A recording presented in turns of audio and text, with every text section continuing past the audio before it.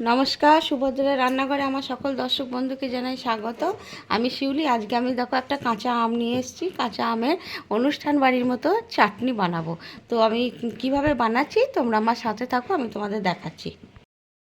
দেখো, আমটা কেটে আমি পিস করে নিয়ে চলে এসেছি জল দিয়ে। এবারে আমটাকে আমি গ্যাসের মধ্যে কড়া বসিয়ে দিয়েছি আর একটু জল দিয়ে দিয়েছি। তো এবারে আমি আমগুলোকে দিয়ে দিচ্ছি, একটুখানি সিদ্ধ করে নেব।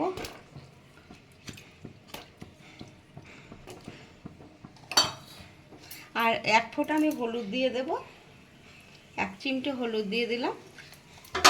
আমটা একটু সিদ্ধ হোক, তারপর আমি তোমাদের আবার পরের প্রসেসটা দেখাবো। আমার আমটা সিদ্ধ হয়ে গেছে।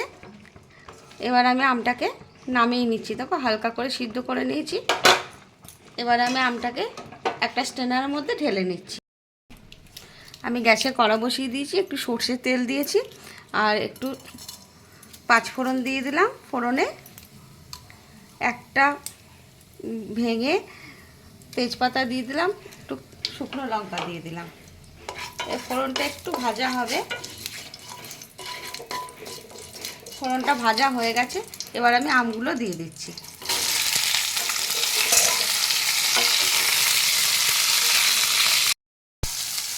এবার আমি আম সিদ্ধ করে রেখেছিলাম, সেই জলটা অল্প করে দিয়ে দিলাম।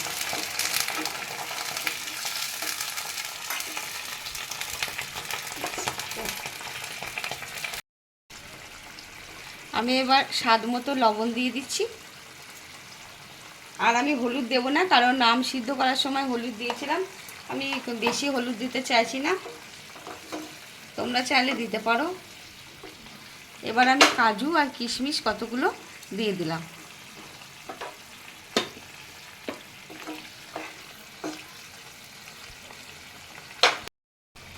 এবার আমি চিনিটা দিয়ে দিচ্ছি। চিনিটা আমি গুঁড়ো করে নিয়েছি।